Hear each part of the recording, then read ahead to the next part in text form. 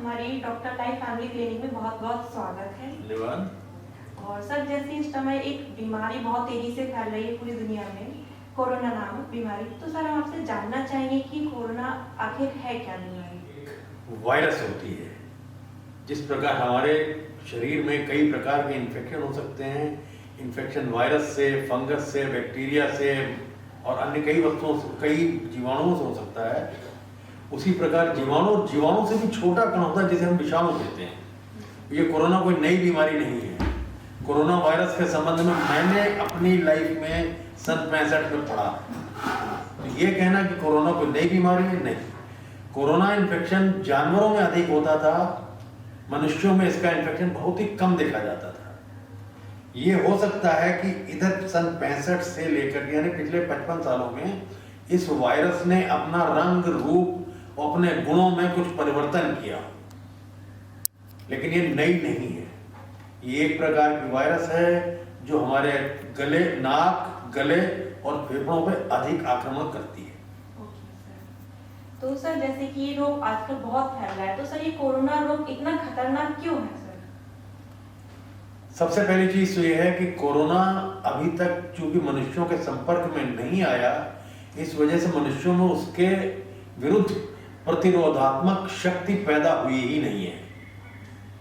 इसलिए जिस भी मनुष्य में, जिस भी पर्सन में उसके खिलाफ लड़ने की ताकत नहीं होगी, जिसे हम छोटी भाषा में कहें, वो इससे ग्रसित हो सकता है।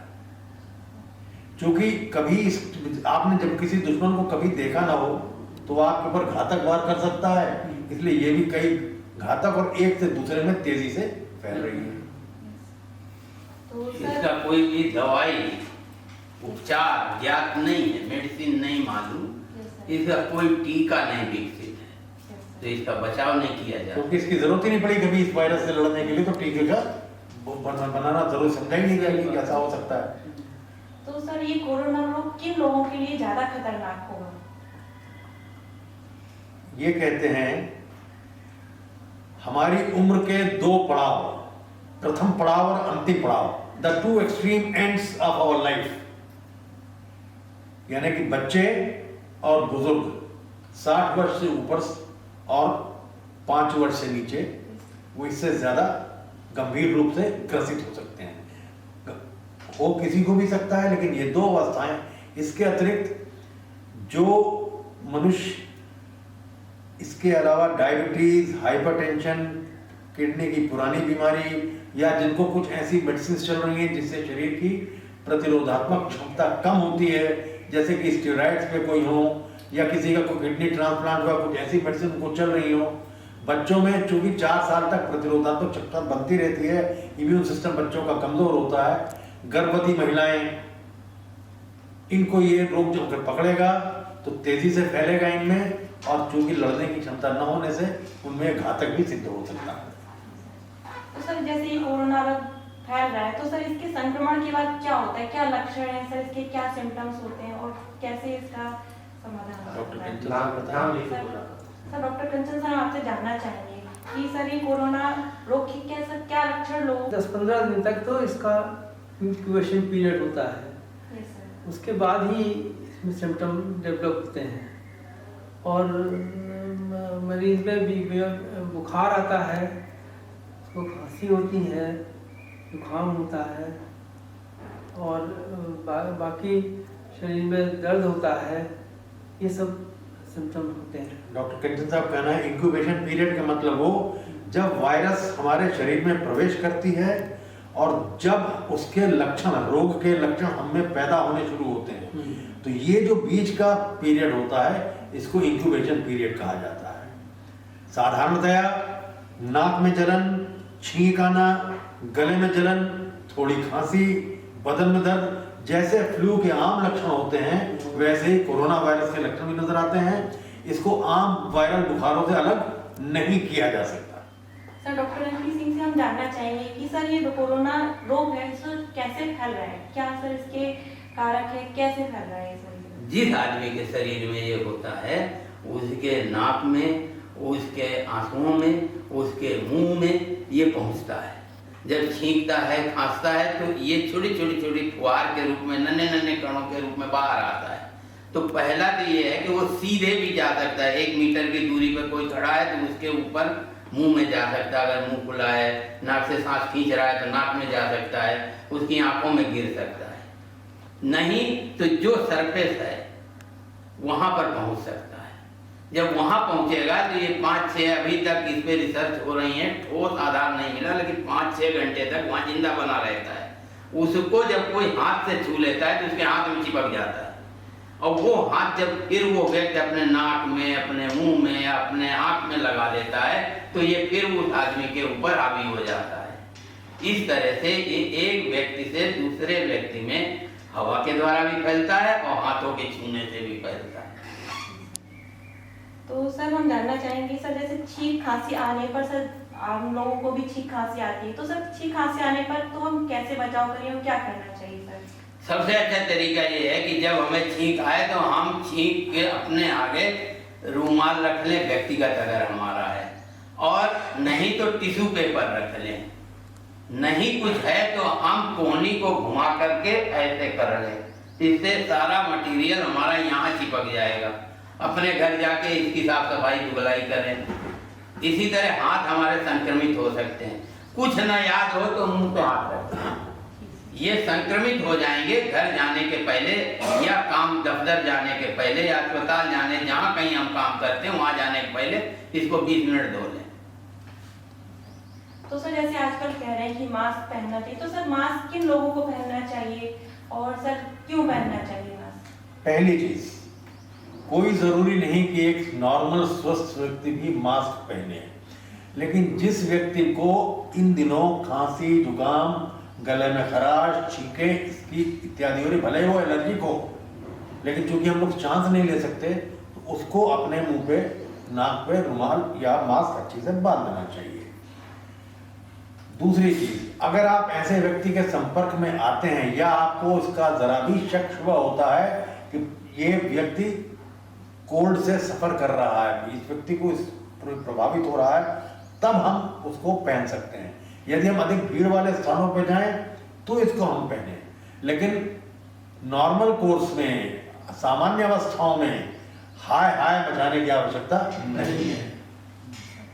तो सर जैसे कहते हैं अपनी पर्सनल हाइजीन का ध्यान रखने के लिए हमें बार-बार अपने हाथ धुलने चाहिए सबसे ज्यादा। तो सर आप बताएंगे कि हमें कब हाथ धुलने चाहिए, कैसे हाथ धुलने चाहिए, किस तरह से हाथ धुलने चाहिए, इसका कुछ? सबसे बड़ी पर्सनल हाइजीन है कि हमें अपने हाथों से एक आदत बदलनी चाहिए कि मैं बार बार अपने मुंह पे हाथ फिराऊं, सबसे ज्यादा घातक। आंख में हाथ फिराने की आदत होती है, घातक। नाक खजुआऊं तो हाथ, ये 4 काम तो भूल जाना चाहिए, करना ही नहीं चाहिए।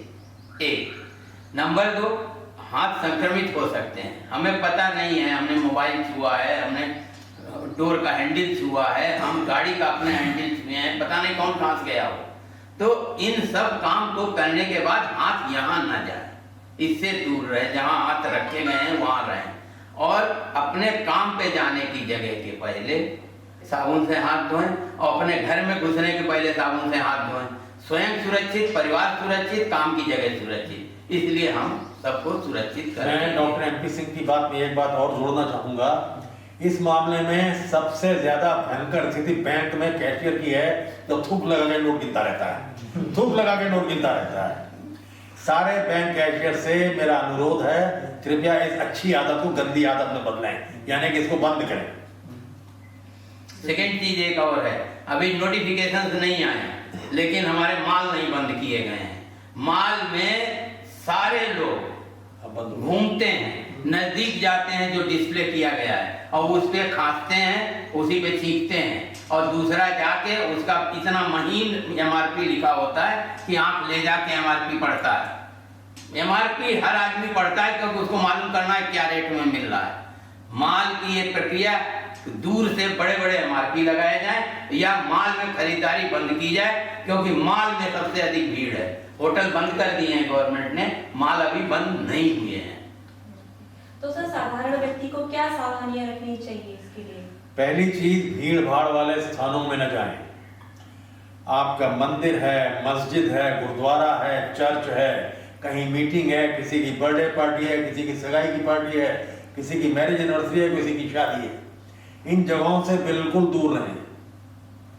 अपने हित के लिए अगर आपको नाक छींक आती है तो जैसे बताया पर्सनल हाइजीन, व्यक्तिगत रूप से अपने को इससे बचा के रखें।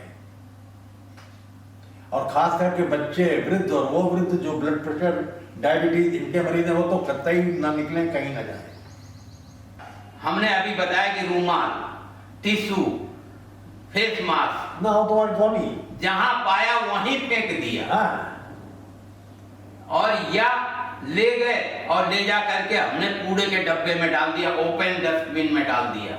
होता क्या है, वो इंसान भी इंसान है जो कूड़ा उठाने आएगा, वो उसमें संक्रमित हो जाएगा। हमने रुमाल जेब में रखा, घर में गए, बीवी रुमाल निकाल के कल धोएगी तो बीवी संक्रमित होगी, हमारे बच्चे संक्रमित होंगे, क्योंकि वो रुमाल एटम बम की तरह नुकसानदायक हमारी जेब में रखा है, खाली फटा नहीं है। जैसे ही ओपन हुआ वैसे और सबको संक्रमित कर दिया, पैंट भी संक्रमित कर दिया। उसमें हमने जेब में ऊपर से हमने छींका और ऊपर से मोबाइल रख लिया, उसने मोबाइल भी संक्रमित कर दिया। ये अज्ञानता हमारे अंदर फैली हुई है। तो सबसे बड़ी बात है कि डिस्पोजल बंद डिब्बे में, बंद कंटेनर में जहाँ चाहे तहाँ करें। उसके बाद हेल्थ अथॉरिटीज को इंटीमेट करें कि अगर हमको सर्दी जुकाम बुखाम हमें है या हमारे पड़ोसी को है, वो उसके बाद बताएंगे कि अस्पताल जाना है कि कहाँ रहना है कि क्या करना है, वो आएंगे और बताएंगे और उसका अनुसरण करें। सर, मिस्टर विजय श्रीवास्तव से हम जानना चाहेंगे, क्या सर आप कुछ विशेष कोरोना के बारे में बताना चाहेंगे? कोरोना एक वायरस है जो कि बहुत तेजी में इंडिया में फैल रहा है। हमें इससे बच के रहना चाहिए, जैसे डॉक्टर साहब हमने बताया है कि बहुत सावधानी पूर्वक हमें इससे पड़ने से बचाना है। एक आखिरी बात मैं और कहना चाहूंगा, इस समय मार्केट में सैनिटाइजर की बड़ी हाय तौबा मची हुई है। मैं सब लोगों को ये कहना चाहता हूं कि सैनिटाइजर का प्रयोग करें, कम से कम करें, ऐसे स्थान पे करें जहां साबुन और पानी की उपलब्धता बहुत कम है, वरना साबुन पानी से बढ़ के कोई अच्छी चीज है ही नहीं आपको विसंक्रमित करने के लिए। और जो चीजें जैसे टिश्यू, रुमाल, ये उसको एक प्लास्टिक के बैग में बंद करके अलग रखें और स्वास्थ्य अधिकारियों के निर्देशानुसार ही उसको डिस्पोज करें।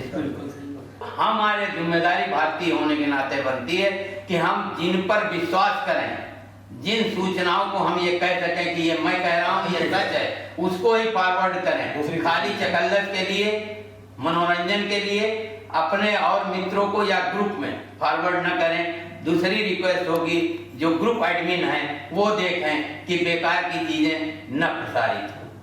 सर, जैसे बहुत सारी तरह की अफवाहें फैल रही हैं सर, तो आप क्या बताना चाहिए किस तरह की अफवाहें फैल रही हैं और बचना चाहिए? जो जानकारी सरकारी सूत्रों से मिले वो सही जानकारी है। किसी भी फॉरवर्डेड जानकारी को ऐसे ही मत ले लीजिए।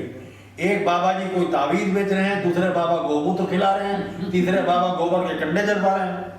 तो आप सभी सम्मानित डॉक्टर्स का हमारी डॉक्टर लाइफ फैमिली में आने का और कोरोना से संबंधित महामारी के बारे में हमको जानकारी देने के लिए बहुत बहुत धन्यवाद सर। धन्यवाद।